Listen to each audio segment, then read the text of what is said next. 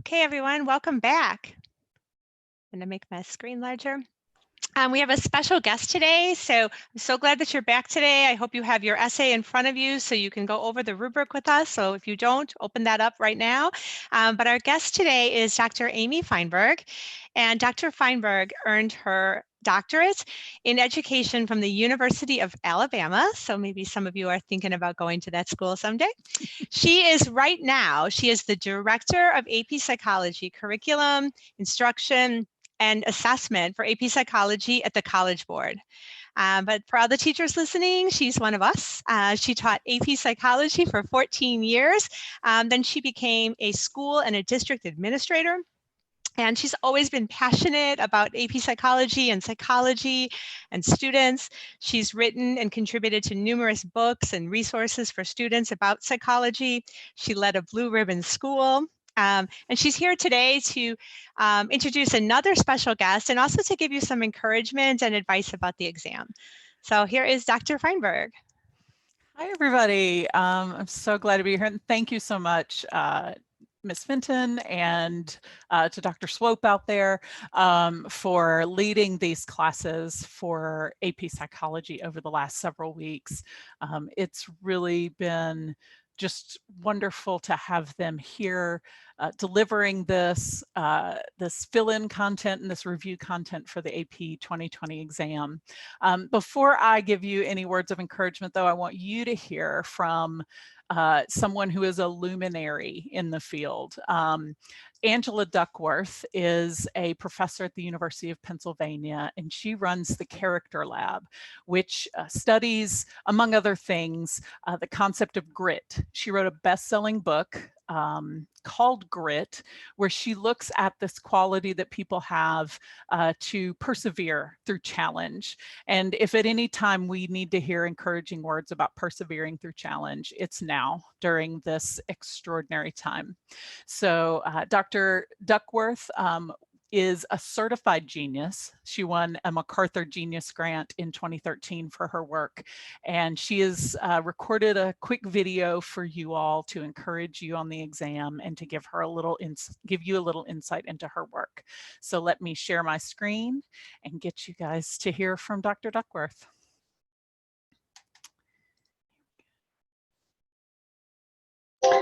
Hi, this is Angela Duckworth, and I am really happy to be sharing a little bit of my story with you as you prepare for your AP exams. And I got to see just a little bit of the video lectures that you've been watching, and I have to say, well done. I literally said that out loud while I was watching. I'm like, really well done. And then I kind of got sucked into the videos because I love psychology. I think the study of human nature is just about the most interesting kind of study there is. And I think it's actually one of the hardest, because what is more complex than the human mind? What is more complex than why do people do what they do? And where do feelings come from? And why do some people quit things early and other people's persist, et cetera, et cetera? My story of becoming a psychologist and somebody who studies achievement is probably the story that goes all the way back to my childhood, when my dad would talk about achievement at the dinner table ad nauseum, and I think I kind of inherited from those conversations. I mean, not genetically inherited, but I kind of absorbed from those conversations an interest, a preoccupation even with, well, who really does end up achieving great things, and who quits things, early before they achieve those things, etc. My research is really focused on capabilities that you have, that I have, that are still developing in you and in me. In other words, they're not fixed. And these capabilities, like grit and self-control, are not the same thing as intelligence. I think so much of my research is motivated by asking the question, other than intelligence, what else is there that makes a difference for how far we get with our goals and our dreams?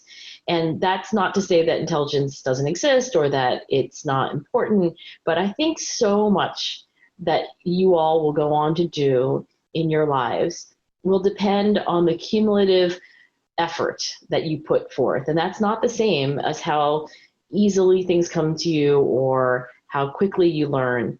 It's about the quality and the quantity of your effort. And I hope that's a message that you can start to apply even with final exams. You know, for some of you, the studying will be easier. And for some of you, the studying will be a little harder. But all of you have a chance to put in high quality, high quantity effort toward this project, studying for your finals, and every other thing that you do. Here's my last piece of advice. Everything is Googleable. In my office, this is my home office, but in my lab office, I literally have written on the window, Google it.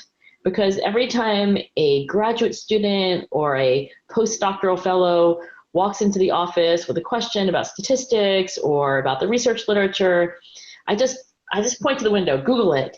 And I would say the same thing about studying for finals. If you ask the question, what is the most effective way to study for finals? I guarantee you can Google really good information, you know, the stuff that science and also brilliant educators have figured out work better. So I wish you well. I hope that all of you are able to find something in life someday where you are willing to invest a lot of high quality effort toward getting better at it, for making a contribution. And when in doubt, just think, I know somebody out there has said something wise about this. Why don't I Google it and find out for myself? Good luck to you. Awesome.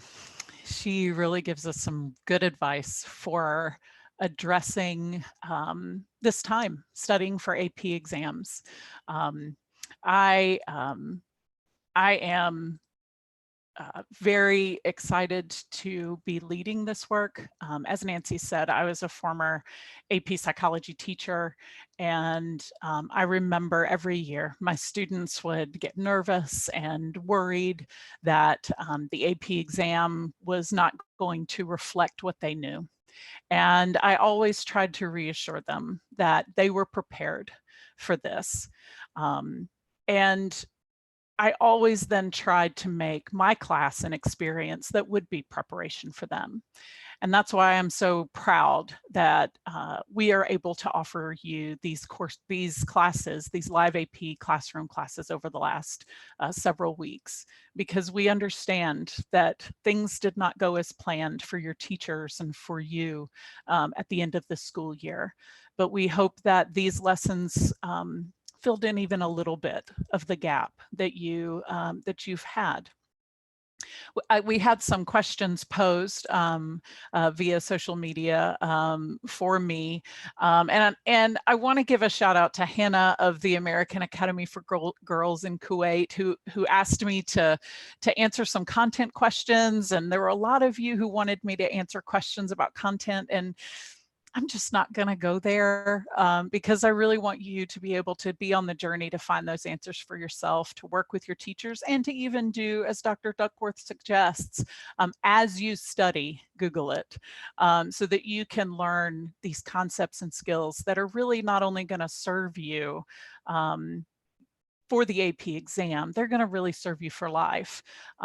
Alina Joseph from Stephen F. Austin High School asked the question, should we try to apply what we learn in psychology to our real life and allow it to influence our decisions? Will this make us a better person overall, or will it just hinder us from being our best selves? You know, Alina, I'm just going to say that I think psychology is the best subject you can learn, because it not only applies to the science and practice of treating mental illness and of understanding behavior, but it also helps you navigate life. One of our core values in why we teach psychology is not just so you can know the discipline and be able to understand what psychologists do, but also that you can use psychology to live a better life. It can help you sculpt your habits. It can help you navigate relationships. It can help you avoid pitfalls. It can also help reduce the stigma that may happen when you realize you might need psychological services for any one of the mental illnesses or mental challenges that we all end up facing. So I do hope that you not only study psychology so that you can do well on your AP exam, but also so that you can live a better life. My real advice to you is to practice. You're working this week on some sample questions that we have prepared that will help you prepare for the AP Psychology exam on May 19th. Time yourself. If you can write the 7 tasks within the time frames that are given, the 25 and the 15-minute time frames, if you can write those comfortably during your practice, then you should feel very confident going into the AP exam, because writing for 8 terms or concepts or tasks, writing for 6 terms, concepts, or tasks is not that much different than writing for 7. And I would also encourage you to remember that there really is no such thing as passing or failing your AP exam. A 3, 4, or 5 on the AP exam means that you qualify for college credit. Not making a 3, 4, or 5 doesn't mean you failed. It just means you didn't qualify for college credit right now.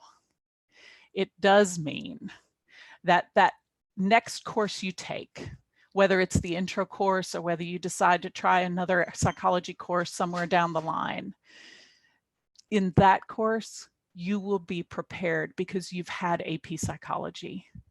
So I encourage you to go into this preparing yourself, studying, doing the practice that has been provided to you by your teachers and by the AP Live Classroom teachers.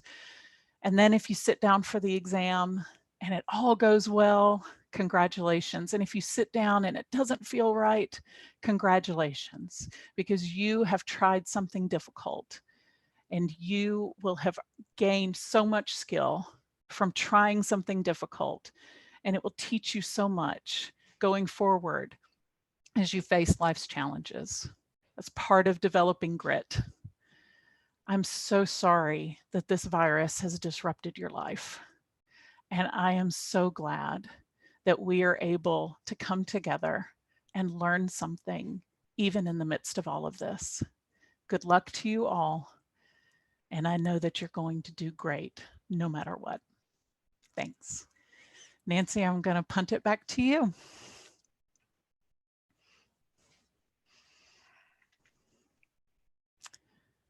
Hey, it works.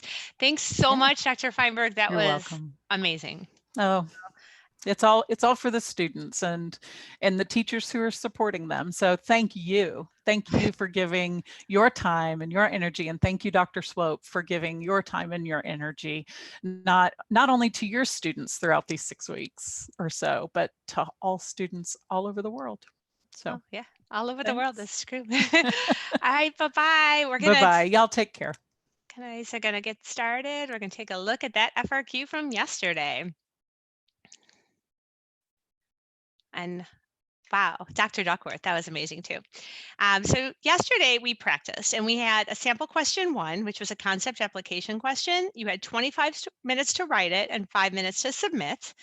And the question was about Jackie. So Jackie was chosen for the lead role in the school play, and she's nervous and excited. So for the first 5 terms, you had to do your application. You had to answer the question by how these concepts would help her. And in the last 3, it was how would they maybe hinder her. So first of all, I want to go over a few just general considerations.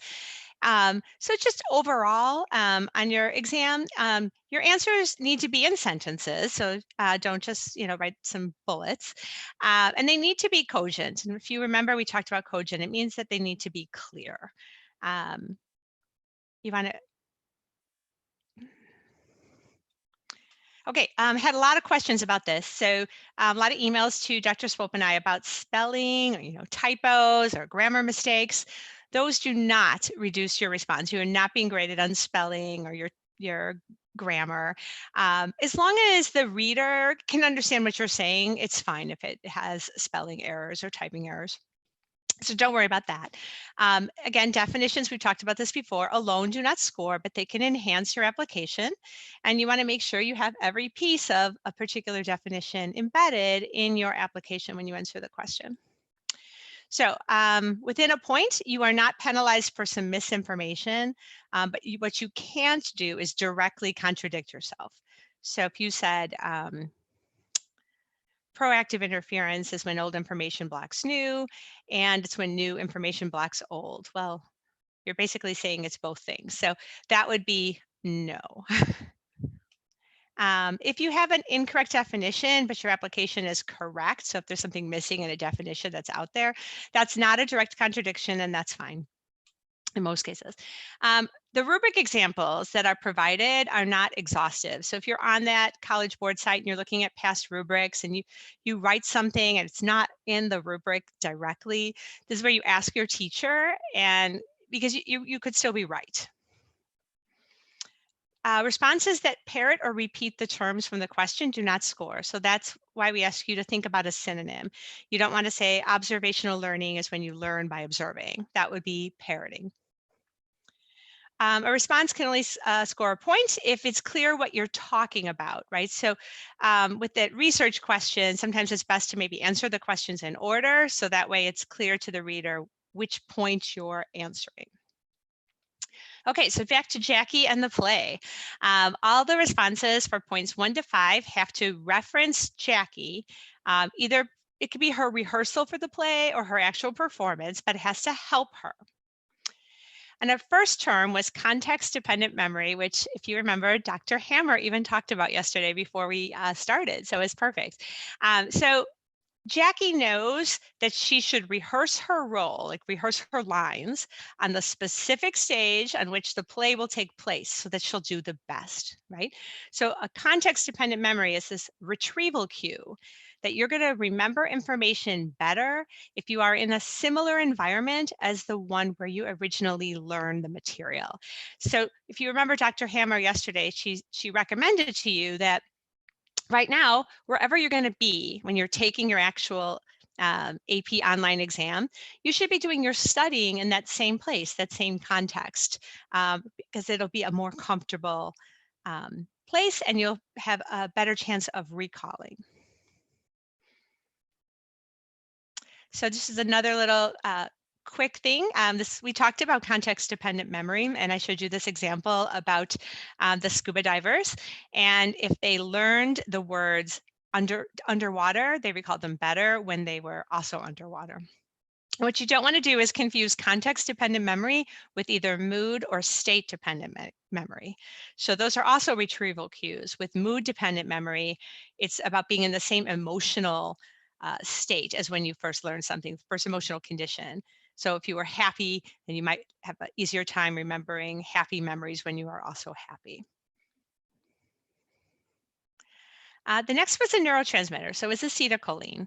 And acetylcholine has a number of functions. So the neurotransmitter acetylcholine allows Jackie to remember when she needs to say lines during the play. So acetylcholine is related to memory. And you by no means need to spell acetylcholine perfectly, even though it's in the prompt. If you misspelled it a little, but we could tell that's what you were talking about, no problem. Acetylcholine is also related to movement. So Jackie can move easily from one position to another on the stage as a result of the neurotransmitter acetylcholine. So what you don't want to do, however, is confuse acetylcholine with a hormone. So hormones are different. Remember, those are chemical messengers that travel in the blood, and they travel larger distances and much slower than neurotransmitters, which cross the synapse. Next up, we have kinesthetic sense. So for this one, responses have to, again, link this idea to her sensation of her movement, of her body position, to a positive outcome. It has to help her, right? So Jackie can dance and wave her arms in the air during the play without having to look for them. Like, she doesn't have to look where her arms are because she has a sense of kinesthetic sense. So be careful here. Don't confuse kinesthetic sense with vestibular. So with vestibular sense, that's a sense that allows individuals to maintain balance and overall equilibrium by monitoring body position in terms of the position of the head. So with kinesthetic sense, it's related to balance, but it's about the relative position of your various body parts. And for example, like if your eyes are closed, your kinesthetic sense would allow you to still touch, your finger to your nose or your left hand to your right elbow, as you have a sense of where your body position is in space. And transduction for the kinesthetic sense occurs in the muscles and joints. And transduction for vestibular sense is actually because it's monitoring the position of the head to maintain the position of the body. That's the semicircular canals of the inner ear. Next up, we have selective attention. And this is an example where Jackie is ignoring her upset stomach as the play starts so she can focus on her lines. So it's usually conscious blocking of awareness of a stimuli or a task while paying attention to something else. So it's the paying attention to something phenomenon. And we have lots of examples in the curriculum where we talked about selective attention. If you remember, we talked about the cocktail party effect and inattentional blindness. Those are examples, again, of selective attention, of focusing your awareness on one stimuli or a task and blocking another. And again, this is different than divided attention. So with selective attention, you have less automatic processing. With divided, you have more. You have the processing of one. In this case, she is blocking her stomach ache and focusing on her lines. And in divided attention, it's concurrent processing. So what that means is it usually is something that can be done more automatically.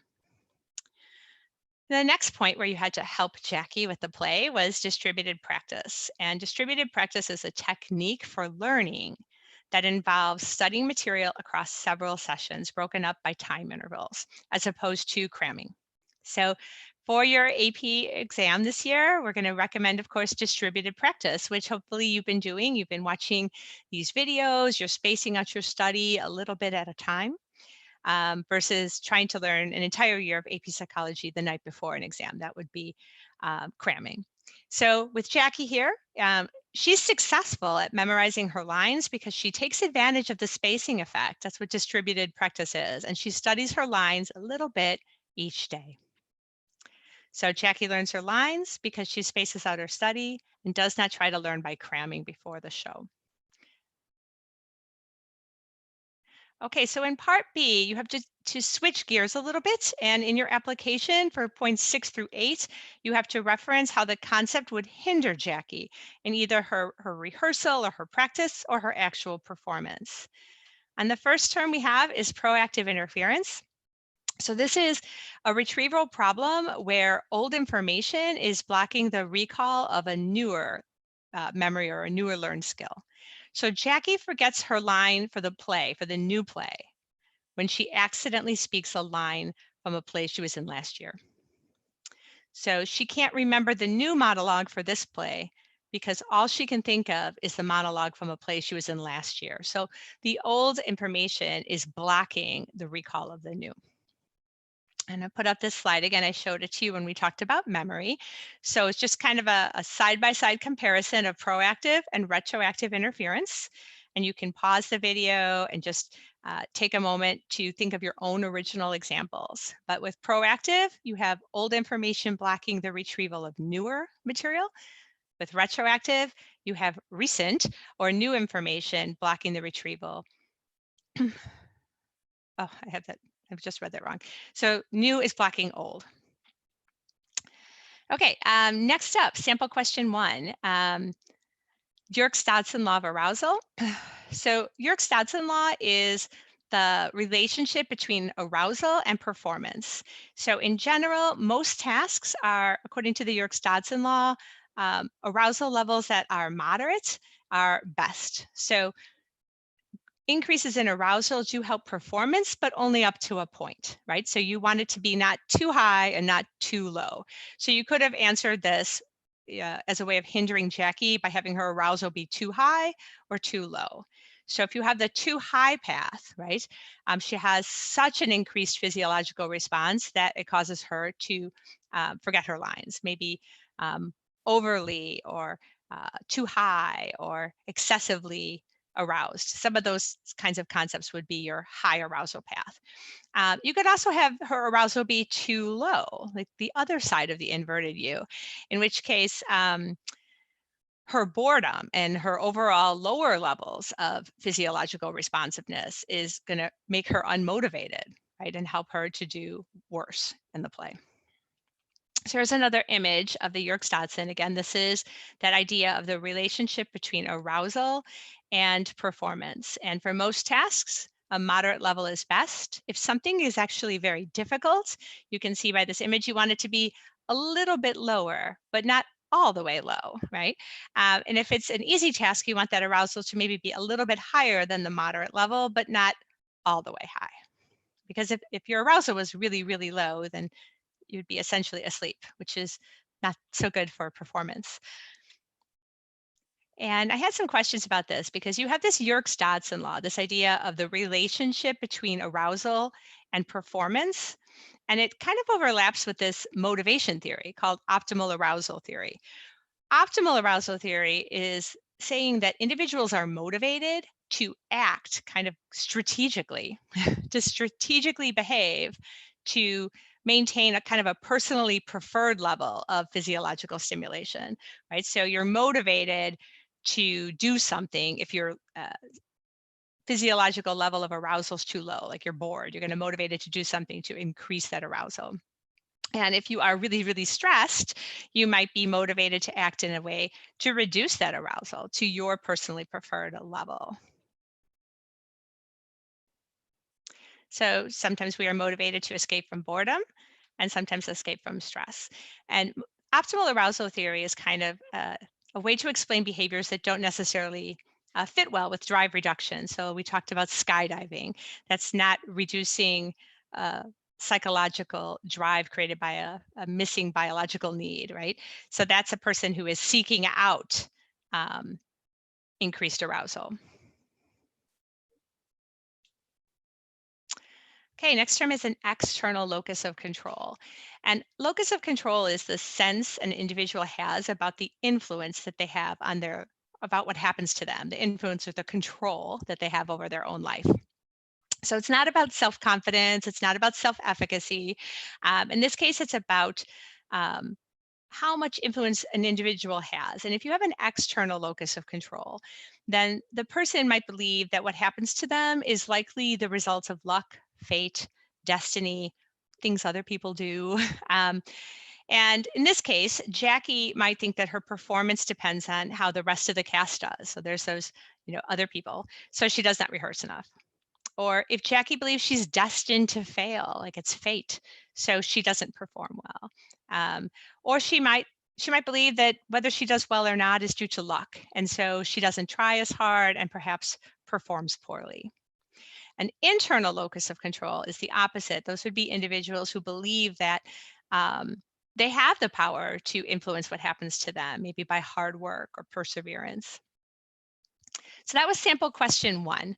So 8 points. And next question, you would have had 5 minutes to upload. And then for 15 minutes, you're going to work on this research question.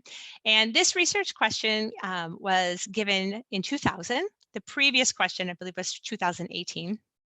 So you can see those on the College Board website if you want to look at the original questions and rubrics.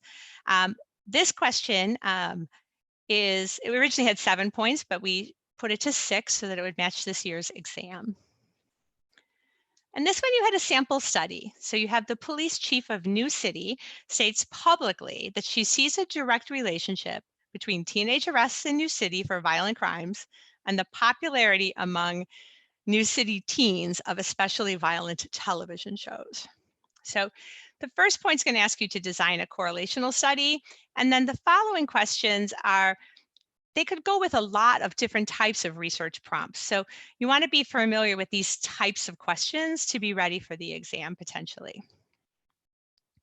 So the first point asks you to design a correlational study to research this claimed relationship. So I gave you an example here. The police department of New City surveyed, so with survey, a random sample of New City teens and collected data about how many hours of violent TV they watched and compared that with data from arrest records to determine a potential relationship. Right? They also could have taken that data from about violent crime or arrests from a survey as well. But what you're looking for here is a correlational study and not an experiment. So if you are talking about creating a control in an experimental group and randomly assigning participants, that's not a correlational design, that's an experimental design. So you want to avoid language that says things like cause and effect, right? Because this is a correlational study, so that data is typically obtained via surveys, questionnaires, interviews, or case studies. Now, the next question asks you to provide an example of the operational definition of the variables in the study, right? So in this case, they wanted you to make sure you operationally defined 2 or more specific variables, but not groups. So if you started talking about an experiment with a control and experimental group, that's not necessarily a problem, but you have to identify 2 or more specific variables. So it might be television violence and violent crime. And remember, you would have to operationally define them. So television violence as determined by a rating of 1 to 10, or violent crime as measured by number of arrests for a particular crime, like a robbery. So you're going to have to make it somehow quantifiable. For part B, you also could have just kind of done a general explanation about the operational definitions and why they're needed. For example, operational definitions, the reason why they're important is they allow for careful measurements and they increase the reliability of the study, and they allow for replication of the study. There's many other variables that you could have used too for this question. So this one was pretty broad. And the question might be, a different year, a different sample, they might want things a little bit more specific. So hopefully you went with the correlational variables from your original point 1 response. Okay, explain how the selection of participants should occur.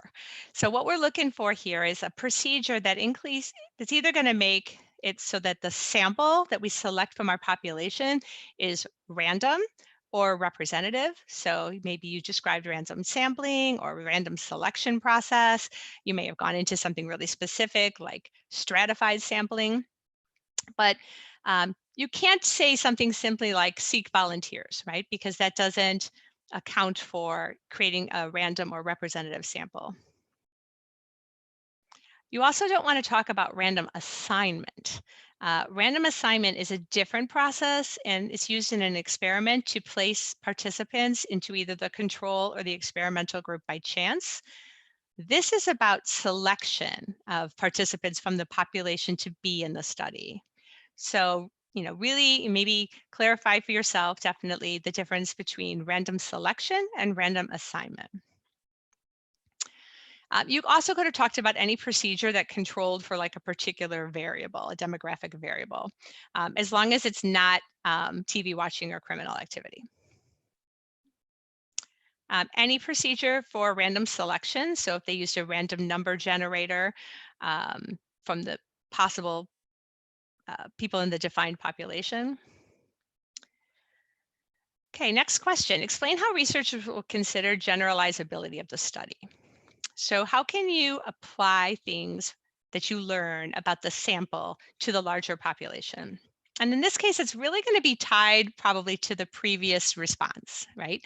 So the results can be applied to all New City teenagers because the researchers collected data from a random sample.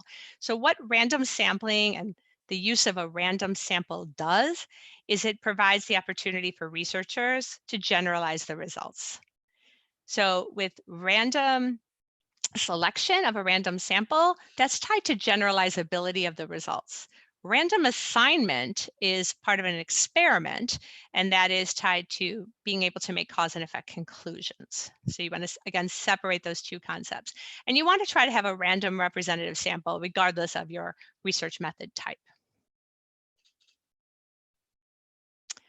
Next question was, provide an example of an ethical consideration, right? Now, there's a lot of things you could have written here. So I'm going to go through a bunch of examples, but remember the rubric examples aren't exhaustive. There's lots of things you could have said.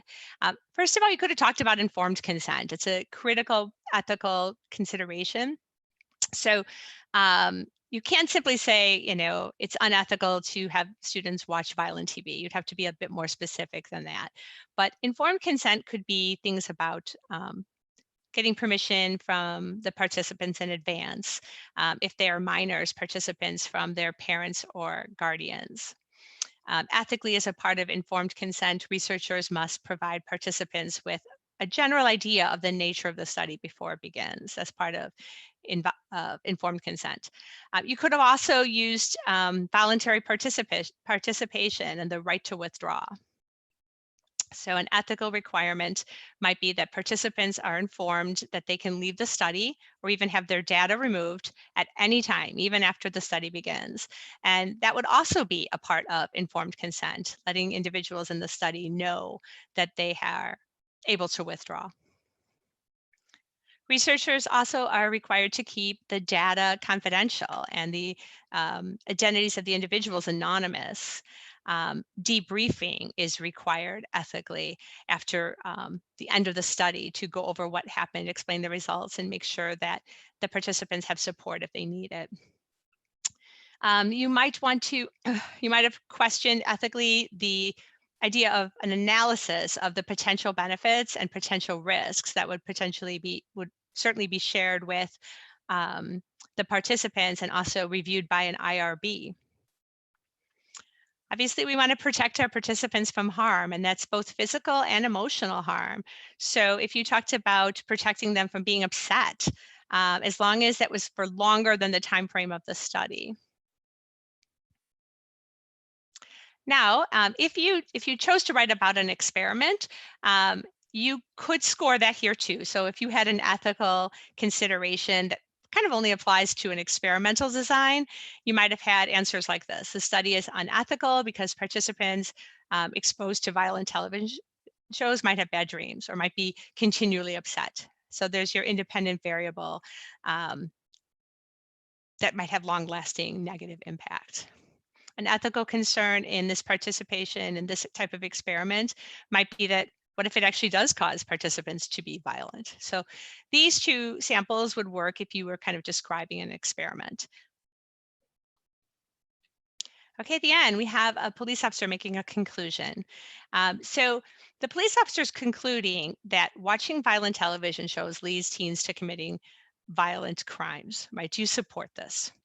And you can either support it or not support it and still earn credit. It's about how you explain it. So I'm going to show you method A, how it would look if you were supporting the conclusion, not supporting, versus if you were supporting the conclusion. So if you said the results of correlational studies may not be used for cause and effect conclusions, that would score. So if you're just talking about correlational research here, then you should not support her conclusion because correlation is not causation. And the reason why correlation is not causation, or one of the reasons, is the second bullet point here. So the variables that are not controlled in a correlational study, which could be like family environment, might actually be the actual cause of the different levels in violent crime and not the watching of the television shows. Now, you could use method A as well and say the chief's conclusion is supported by research, indicating that violent media can lead to aggressive behavior. Now, this one's a little more complicated because if you're going to bring up this idea of research, you're going to have to probably explain it a little bit more. So you're going to need two pieces here. You're going to have to explain that the research, like what research, right? And use very specific terminology. So you could say, even though we're not even talking about a correlation, but the research basis is this idea that Bandura showed, right? Remember the Bobodal study, or that there's evidence that watching violent television causes this based on research. Like, so you're gonna have to clarify that you're talking about research, other existing research besides this prompt. And you have to use specific terminology. So you have to talk like Bandura. So you have to bring up observational learning or social learning or imitation or modeling. So not just simply teenagers maybe copy what they see other people do. So really want to see that terminology here if you're going to go on this path. Okay, so if you, again, you went with an experiment and you described that, and you want to either agree or not agree with the conclusion, you would need to describe the experiment that was done, and the response would have to indicate the results of that experiment, either support or don't support this particular cause and effect conclusion. So that was where the 2 questions that we went over. And remember, you're going to have a chance tomorrow to take 2 more full-length questions, a full-length 8-point concept application and a 6-point research question tomorrow. I put this slide up yesterday, and I unfortunately blocked the link with my little picture of a light bulb. So I wanted to show it again. So thank you to the students who let me know about that. So thank you to students for pointing that out. If you look here, you can see that you can see the free response questions from 2019. And if you click on this next one below it, practice free response questions, you can see 2018 and earlier. And you can see the question, you can see sample responses, you can see the scoring guidelines. So it's another great way to practice. Okay, so we had a lot of questions today in our research prompt that talked about terms involving random. So I also had a lot of questions from students emailed about this. So we have this idea of random sample and representative sample. And then we have the 2 selection. We have random selection and random assignment. So the top 2 terms, these are like the who, right? So these are the people or the animals in the study. And if your sample that you choose to for your study is taken by chance from the population, everyone in the population had an equal chance of being in the study, then that sample is random, right?